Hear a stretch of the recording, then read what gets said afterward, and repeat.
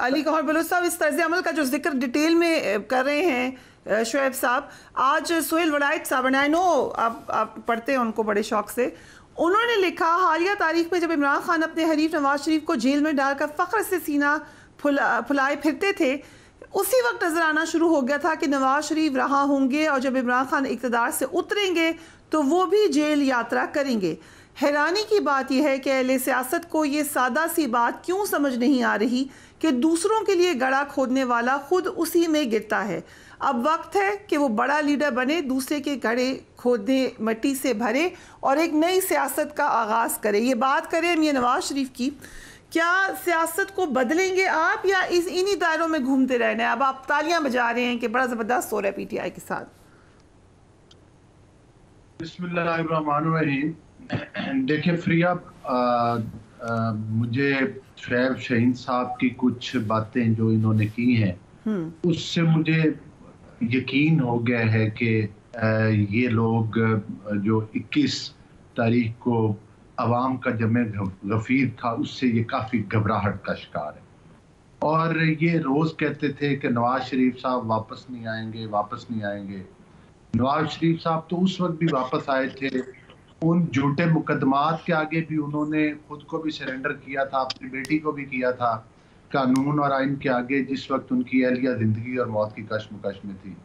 तो एक दफ़ा फिर से वो दोबारा वापस आए, उन्होंने कानून और आइन के आगे अपने आप को सरेंडर किया और हमेशा उन्होंने कानून और आइन का एहतराम किया। दूसरी बात यह है कि ये अभी कह रहे थे मुजरिम और क्या क्या ये अल्फाज बोल रहे थे। नवाज शरीफ साहब को जेल तोड़ के नहीं भागे थे। नवाज शरीफ साहब ने आज तक जो भी उनको अदालती नोटिस आए उनके ऊपर किसी के ऊपर पेट्रोल बम नहीं फेंके। नवाज शरीफ साहब ने हमेशा कानून का एहतराम किया है। वो वापस आए हैं, आते साथ ही उन्होंने अदालतों से रिव्यू किया है और अदालतों से रिव्यू करने के बाद जाहिर है कि जो अदालतें फैसला करेंगी वो उसको मनोअन तस्लीम करेंगे। लेकिन एक बात यहाँ पर काबिल जिक्र है कि जिस तरह से अभी जिन लोगों के बारे में ये बयान कर रहे हैं कि वो लोग पीटीआई छोड़कर गए हैं, असल वजह ये है कि पीटीआई ने और उसकी लीडरशिप ने बहुत सारे ऐसे लोग थे जो उस पार्टी में उसको एक सियासी पार्टी समझकर वो अपनी मेहनत कर रहे थे।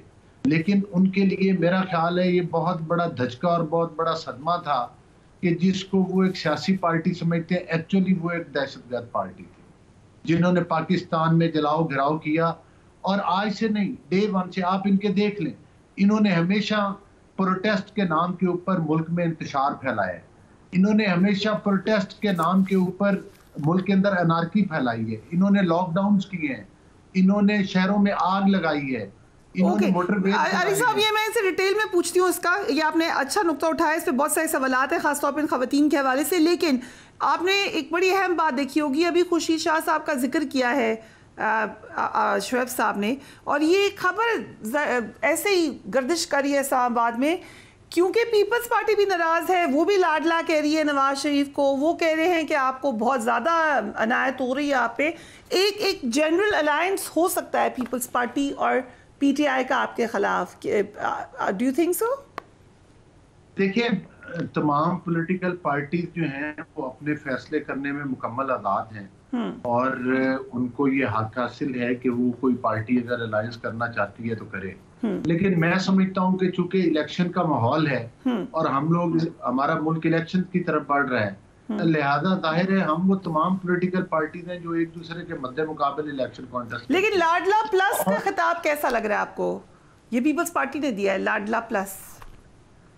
देखिए, वो जाहिर है पीपल्स पार्टी, मैं समझता हूँ कि इस वक्त उनका नुमाइंदा नहीं बैठा हुआ, ज्यादा डिटेल में उसके बारे में बात करना। क्यों आप थैंक यू करना चाहते हैं इस खिताब पर? नहीं, मैं थैंक यू नहीं, मैं ये कहना चाहता हूँ कि पीपल्स पार्टी के पास जाहिर है कि उनकी अपनी कारकर्दगी दिखाने के लिए और बताने के लिए अल्फाज कम पड़ गए हैं, लिहाजा और वो इलेक्शन में क्या करे, अपनी मद्दे मुकाबल पार्टी के ऊपर कुछ ना कुछ तनकीद तो करेंगे, कुछ ना कुछ तो कहेंगे, लेकिन गौरतलब ये बात है कि हमें बुरा भला कहकर वो सुना किसको रहे हैं और पैगाम किसको देना चाह रहे हैं।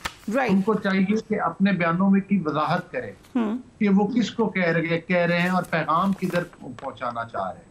तो लिहाजा मैं समझता हूँ कि पीपल्स पार्टी के साथ ऑपोजिशन में भी हमारा अलायंस रहा है, हुकूमत में भी हमारा अलायंस रहा है, तो लिहाजा कुछ रवायात को बरकरार रखते हुए मैं नहीं समझता कि वो अल्फाज इस्तेमाल किए जाएं जो उनको ग्रां गुजरे उनके लिए। अली साहब, आपकी बहुत ज़्यादा क्लोज ताल्लुकात हैं शाइख खाकान अब्बासी से, आपकी पार्टी के सीनियर लीडर है या नहीं है, this is something you can tell me, लेकिन वो भी यही बात कर रहे हैं जो शोएब साहब कह रहे हैं, मोर लेस वो कह रहे हैं ये इंतखाबात में हिस्सा लेना ही नहीं चाहिए जिस तरह से ये हो रहे हैं। What do you think?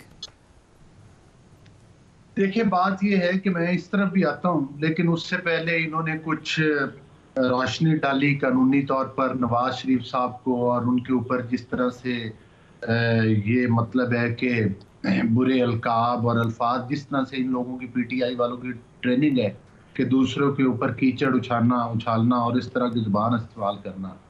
देखिए, बात ये है कि पाकिस्तान का बच्चा बच्चा जानता है, एक्सपोज हो चुके हैं कि ये इन्होंने 2018 का इलेक्शन चोरी किया था। किस कानून और आइन के तहत चोरी किया था?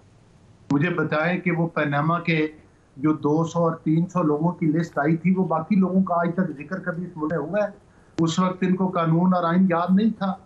उस वक्त जब ये आरटीएस सिस्टम के जरिए वोट चोरी कर रहे थे, और एक वो बंदा जो कि घड़ी से लेकर और हर चोरी करने के लिए तैयार होता है, जिसने खवातीन का नेक्सस बनाकर पाकिस्तान को लूटा है और फरा गोगी जैसी खवातीन के जरिए पैसा बाहर के मुल्कों में ट्रांसफर करवाया है, ये लोग उसकी टीवी प्रोग्राम में बैठकर वकालत करते हैं। इनको तो शर्म आनी चाहिए। आज इन डेमोक्रेसी वो कर तो सकते हैं, वकालत से तो अब नार हो गया, वकालत भी ना करें फिर क्या करें? सीधा फांसी चढ़ा दें। वकालत का लफ्ज है झूठ, मतलब है जो ये टीवी प्रोग्राम की मैं बात कर रहा हूँ, मैं इनकी अदालती कार्रवाइयों की बात नहीं कर रहा। जैसे आज मैं आपने वकालत की है उस तरह की वकालत करें या शोएब शाहीन? जब आप एक मुजरिम को, जब आप एक चोर को जिसने पाकिस्तान को लूटा है, जिसने जब उसको इक़्तिदार के ऊपर बिठाया गया था तो उसने पाकिस्तान की मईशत और सियासत का बुरकस निकाल के रख दिया है, ये लोग उसको डिफेंड करते हैं। जिसने पीटीवी पर हमले करवाए, जिसने पाकिस्तान का कौन सी जगह जिस पर आग नहीं लगवाई, जो पाकिस्तान के कानून और आइन को तस्लीम नहीं करता, लेकिन डिफेंड तो कर सकता है इंसान। ये तो आप राइट टू डिफेंड, इनको कहें कि ये मजम्मत करते हैं, इनसे पूछे कि जो वाकयात जो इस चेयरमैन पीटीआई ने करवाए हैं अपने चंद हवारियों के जरिए, और उसकी बात मैं तो नहीं कर रहा, उस्मान डार बात करके गया, सदाकत अब्बासी बात करके गया, ये सारी खवातीन बातें कर रही हैं। ठीक है, मतलब मैं अभी उनसे पूछ रही थी मुजम्मत करते हैं, ये भी पूछ लूं कि आईपीपी ज्वाइन कर रहे हैं कि नहीं, या खाली मुजम्मत करवाएं? देखिए, बात ये है कि आपने पूछा, शायद मुझे बात का जवाब मेरे से शाहिद खाकान अब्बासी साहब जो है जी, वो पीएमएलएन के सीनियर लीडर है। हमारी पार्टी में बिल्कुल इख्तलाफ राय रखना, उसकी हमारी बात सुनी जाती है। हम पार्टी के अंदर भी और पार्टी के बाहर भी जिस जगह पर हम अपनी राय रखते हैं, हम बात करते हैं। और मैं समझता हूँ कि शायद खाकान अब्बासी साहब की बहुत ज्यादा कुर्बानियां हैं पार्टी के लिए, और वो पार्टी के सीनियर रहनुमा हैं, और जाहिर है कि उनके बारे में कोई कमेंट्स करना या उनकी किसी बात के ऊपर तजिया पेश करना, ये मेरे लिए ये तो आप कह सकते हैं कि मैं उनकी बात से इत्तेफाक नहीं करता या इत्तेफाक करता हूँ। नहीं, शाहिद खाकान अब्बासी साहब की अपनी राय है, मैं जाहिर है उसके ऊपर नहीं कह सकता, लेकिन मैं अपनी एक राय रखता हूँ एक सियासी वर्कर की। ठीक है शोएब साहब, अगर आप मुझसे किसी चीज की वजाहत पूछेंगी तो मैं उसका जरूर जवाब दूंगा। अगर आपका क्वेश्चन शाहिद खाकान अब्बासी साहब की राय के ऊपर है तो वो अपनी राय रखते हैं, मैं उसके बारे में उनको ये तो नहीं कह सकता, डिक्टेट तो नहीं कर सकता कि आपने ये बात क्यों की है और ये बात क्यों। ठीक है,